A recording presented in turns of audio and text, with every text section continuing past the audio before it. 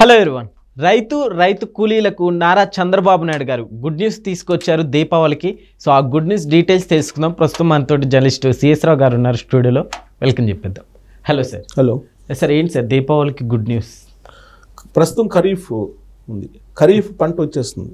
అవును, ఈ నెల 27 నుంచి ఖరీఫ్ ధాన్యాన్ని కొనుగోలు చేయడానికి చంద్రబాబు నాయుడు గారు నిర్ణయం తీసేసుకున్నారు.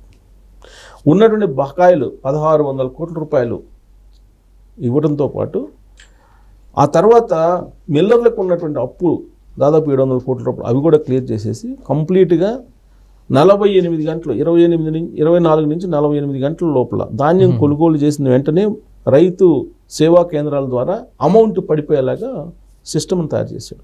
దానికి సాంకేతికతను జోడించారు చంద్రబాబు నాయుడు గారి గవర్నమెంట్. వాట్సాప్లో హాయ్ అని చెప్తే చాలు, వెంటనే మీ దగ్గర మీరు రిజిస్ట్రేషన్ చేసేసుకోవచ్చు. రైతులు రిజిస్ట్రేషన్ చేసుకుని మీ ధాన్యాన్ని మీరు గిట్టుబాటు ధరకు అమ్ముకోవచ్చు.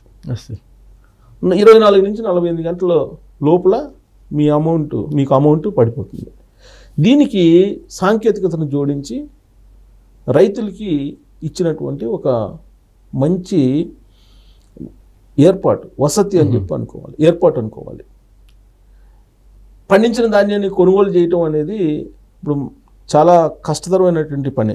ఎంత పండిస్తే అంత కొనటం అనేది. కానీ ఆంధ్రప్రదేశ్లో ఎంత పండిస్తే అంత గిట్టుబాటు ధర ఇస్తూ కొనుగోలు చేయడానికి ప్రభుత్వం సిద్ధమైంది. దానికి సాంకేతికతను జోడించింది. ఇది ఒక వెసులుబాటు. జనరల్గా ఆయా రాష్ట్రాల్లో ధాన్యం కొనుగోలు చేస్తూ ఉంటారు. కొనుగోలు చేసేటప్పుడు రకరకాల ఇష్యూస్ వస్తూ ఉంటాయి. ఎందుకు? సాంకేతిక పరిజ్ఞానం లేకపోవడంతో దళారులు జ్వరపడతారు. దళారులు మధ్యలో వచ్చినప్పుడు రైతుకి ధర ఇచ్చినప్పటికి కూడా దళారులకి కొంత పోతుంది కాబట్టి రైతు నష్టపోతారు. అందుకే ఈ దళారీ వ్యవస్థ అనేది లేకుండా జస్ట్ వాట్సాప్ ద్వారా మీరు రిజిస్ట్రేషన్ చేసుకుంటే మీ ధాన్యాన్ని డైరెక్ట్గా అమ్ముకోవచ్చు రైతు సేవా కేంద్రాల ద్వారా. ఈ వెసులుబాటుని కల్పించారు. ఇదొక అంశం అయితే, మరొక బంపర్ ఆఫర్ ఏంటంటే, ఎవరైనా సరే పాడి గేదెలు కానీ, లేదంటే ఆవులు కానీ, లేదా మేకలు కానీ, గొర్రెలు కానీ పెంచుకోవడానికి ముందుకు వస్తే 90% సబ్సిడీతోటి ప్రభుత్వం వాళ్ళకి ఏర్పాటు చేస్తుంది. 90% సబ్సిడీ ఇస్తుంది. అంటే ఎవరైనా సరే వెళ్ళి మేము ఆవుల్ని కొనుక్కుంటాం, పాడి ఆవుల్ని లేదా పాడి గేదెలను కొనుక్కుంటాం, మాకు అమౌంట్ ఏమంటే ఇచ్చేస్తారు. సపోజ్ మీకు ఒక 5 లక్షలు ఇచ్చారనుకోండి, 90% అంటే 10% మీరు కట్టేది. 10% అంటే మీకు 50,000 కడితే సరిపోద్ది. 5 లక్షలు తీసుకుంటే 50,000 కడితే సరిపోతుంది. మిగతాదంతా రాయితీ, సబ్సిడీ కింద. 90% సబ్సిడీతోటి ఈ వెసులుబాటు కల్పిస్తున్నారంటే ఇంతకన్నా అవకాశం ఏముంటుంది? ఆంధ్రప్రదేశ్ ప్రభుత్వం ఈ వెసులుబాటుని కల్పిస్తుంది. దాంతోపాటు ఈ మధ్యకాలంలో చంద్రబాబు నాయుడు గారు మీటింగ్లో ఒక మాట అన్నారు, పశువులకు కూడా హాస్టల్లో కట్టిస్తామని చెప్పి ఏదో అన్నట్టుగా ఒక వీడియో బాగా సోషల్ మీడియాలో తిరుగుతుంది. సార్, హాస్టల్ అంటే ఎట్లా సార్? అంటే దాని మీద అదే వైఎస్ఆర్ కాంగ్రెస్ పార్టీ వాళ్ళు కూడా ఆయన ఏదో ఒక మీటింగ్లో ఏ విధంగా అయితే మనుషులకి హాస్టల్స్ ఉంటాయో, అంటే హాస్టల్స్ అంటే స్టూడెంట్స్కి ఉండే కాదు, వృద్ధాశ్రమాలు అలాంటివి ఉంటాయో, ఆశ్రమాలు కానీ ఇలాంటివి ఉంటాయో, మనుషులకి చదువుకునే వాళ్ళకి హాస్టల్స్ ఎలా ఉంటాయో అలాగే పశువులకు కూడా హాస్టల్స్ ఏర్పాటు చేస్తామన్నారు. అదేదో అంటే ఆయన అంతకుముందు బందెల దొడ్డి అంటారు, మామూలుగా భాషలో జంగిడి అని అంటారు, అలాగే బందెల దొడ్డి అంటారు. అంటే ఒక చోట ఒక ఊరు ఉందనుకోండి, ఆ ఊరిలో మొత్తం గేదెల్ని ఒక అతను తీసుకెళ్ళిపోతారు, బంజరు భూమిలో మేపుకొని వస్తారు. సాయంత్రానికి మేపుకొని వస్తే ఎవరి గేదె, ఎవరి ఆవు, ఎవరి గొర్రె, ఎవరి మేక వాళ్ళ ఇంటికి వెళ్ళిపోతుంది. దానికి ఒక అతను పెట్టుకుంటారు. అతనికి ఈ పని చేసినందుకు ప్రతి నెల ఇంతని ఇస్తూ ఉండేవాళ్ళు. ఇది గతంలో కూడా ఉండేది, పూర్వం ఉండేది, నేను చిన్నప్పుడు కూడా ఉండేది. అది ఆయన దాన్ని ఆ జంగిడి అనేటువంటి పదాన్ని, లేదంటే బందెల దొడ్డి అనేటువంటి పదాన్ని హాస్టల్ కింద పలికినట్టు ఒక వేదిక మీద ఉన్నటువంటి వీడియోని తీసుకొని వైఎస్ఆర్ కాంగ్రెస్ పార్టీ వాళ్ళు దాన్ని ట్రోల్ చేస్తూ ఉన్నారు. ఆయన ఉద్దేశం ఏంటి? హాస్టల్స్ అంటే ఇప్పుడు ఉండేటువంటి జనరేషన్కి అర్థం కావడానికి బహుశా ఆ మాట అని ఉంటే ఉండొచ్చు. ఎందుకంటే చంద్రబాబు నాయుడు గారు మాట జారరు. ఇప్పుడు జంగిడి అన్నారు అనుకోండి, ఎంతమందికి అర్థమవుతుంది? తెలియదు. నాకు తెలిసి ఇప్పుడుండే జనరేషన్కి ఎవరికి తెలియదు. తెలియదు సార్. 199 మంది తెలిగిపోయి ఉండొచ్చు జంగిడి అంటే. సో బందెల దొడ్డి అంటే తెలుసా? తెలియదు, ఎవరికి తెలియదు. అందుకే ఆయన బహుశా హాస్టల్స్ అని చెప్తే ఇది కనీసం ఇదన్నా చర్చ జరుగుతుందేమో అని చెప్పి ఉంటారు. దాన్ని ట్రోల్ చేస్తున్నారు వైఎస్ కాంగ్రెస్ పార్టీ వాళ్ళు. పశువులకి హాస్టల్ కట్టిస్తాడంట అని. పశువులకి హాస్టల్ అంటే అర్థం ఏంటి? చంద్రబాబు గారు చెప్పిందంటే ఒక ఊర్లో ఒక పెద్ద విస్తీర్ణంలో గవర్నమెంట్ భూముల్లో విస్తీర్ణంలో అక్కడ ఏర్పాట్లు చేస్తే అక్కడ పశువులు ఉండడానికి, అలాగే అక్కడి నుంచి ఆ గేదెలను తీసుకెళ్ళి లేదంటే ఆ ఆవులను తీసుకెళ్ళేసి ఎక్కడ బంజరు భూములకు తీసుకెళ్ళి రోజు మొత్తం మేపాలి కదా, తీసుకెళ్ళాలి కదా. తీసుకెళ్ళి సాయంత్రానికి తోలుకొని వచ్చే ఒక అతను పెట్టేసి, ఇంతకుముందు ఉండేది ఆ పద్ధతి గ్రామాల్లో. అతనికి నెలకి ఎంత ఇచ్చేవాళ్ళు, మళ్ళీ తీసుకొచ్చి ఆ బందెల దొడ్లోకి తోలటమో లేదంటే మళ్ళీ ఎవరికి ఏదో వాళ్ళ ఇంటికి రావటమో జరుగుతూ ఉంటుంది. ఇది ప్రాసెస్. ఆ ప్రాసెస్ పెట్టాలి అనేది అది హాస్టల్లో అన్నారు ఆయన. ఓకే, అది పెట్టిన వల్ల ఏంటి ఉపయోగం? ఇప్పుడు గ్రామాల్లో చాలా చోట్ల గేదెలు, ఆవులు, గొర్రెలు, మేకలు కనిపించట్లా, చాలా చోట్ల కనిపించట్లా. ఎందుకంటే వ్యవసాయం చేసే వాళ్ళు తగ్గిపోతున్నారు. అవును.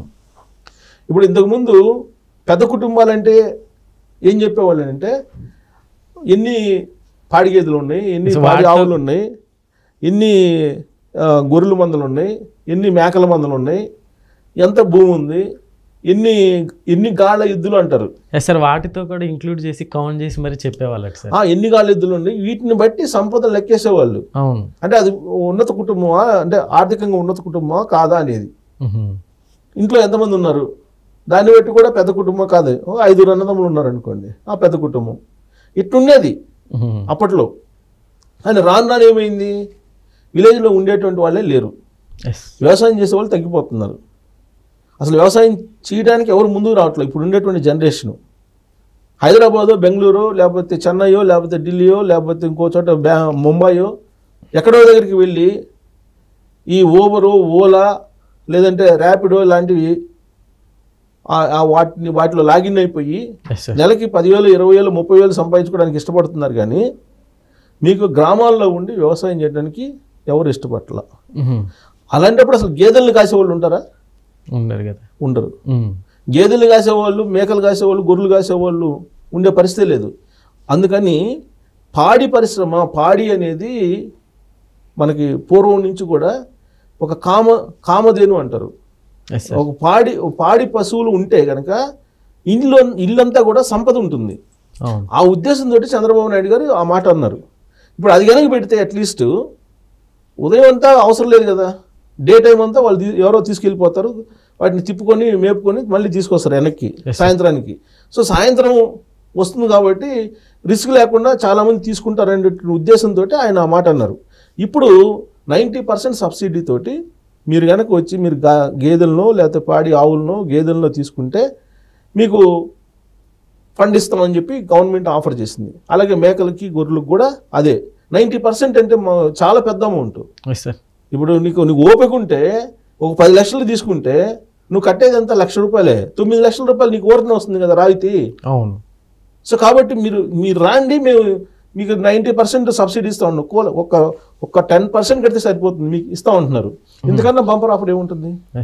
దాన్ని ఎందుకు ఇచ్చారు చంద్రబాబు నాయుడు గారు అని అంటే ఆయన కాన్సెప్ట్ ఏంటి, Andhra Pradesh healthy, wealthy, happy Andhra Pradesh కావాలి అనేది. నీకు పాడి పరిశ్రమ, పాడి ఇంట్లో ఉంటే ఆర్థిక ఇబ్బందులు ఆల్మోస్ట్ ఉండవు. ఎందుకంటే పాలు పోస్తారు, ఒక గేదె బలకు ఇంకో గేదె వస్తుంది, అలాగే మేకలు ఉన్నా, గొర్రెలు ఉన్నా సంపద ఉన్నట్టే.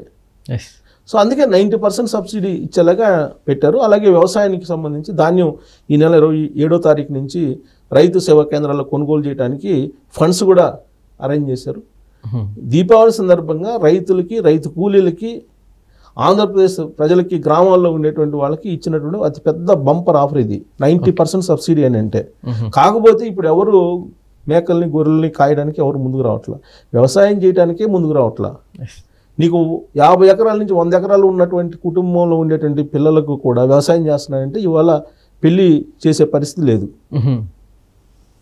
హైదరాబాద్లోనూ ఇంకొక సిటీలోనూ నువ్వు 10,000, 15,000 ఉద్యోగం చేసేవాళ్ళు లేదంటే ఏదో రకంగా ఇక్కడ బతికే వాళ్ళకి పిల్లనియటానికి సిద్ధంగా ఉన్నారు. కానీ పెళ్లికి 100 ఎకరాల భూమి ఉన్నటువంటి కుటుంబానికి పిల్లనివ్వటానికి ముందు రానటువంటి సమాజంలో మనం ఉన్నాం. అవును అవును సార్. అందుకే ఈ పాడి పరిశ్రమలను డెవలప్ చేసి వ్యవసాయానికి ప్రాధాన్యత ఇస్తే గ్రామాలు బాగుపడతాయి అనే ఉద్దేశంతో ఇంత సబ్సిడీ ఇచ్చి బంపర్ ఆఫర్ దీపావళి సందర్భంగా చంద్రబాబు నాయుడు గారు ఇచ్చారు. ఓకే, ఇది చాలా దూరదృష్టితో ఇచ్చినటువంటి స్కీమ్ ఇది. Yes sir. మరి దీన్ని ఎంతమంది ఉపయోగించుకుంటారో చూడాలి. Okay okay sir, thank you.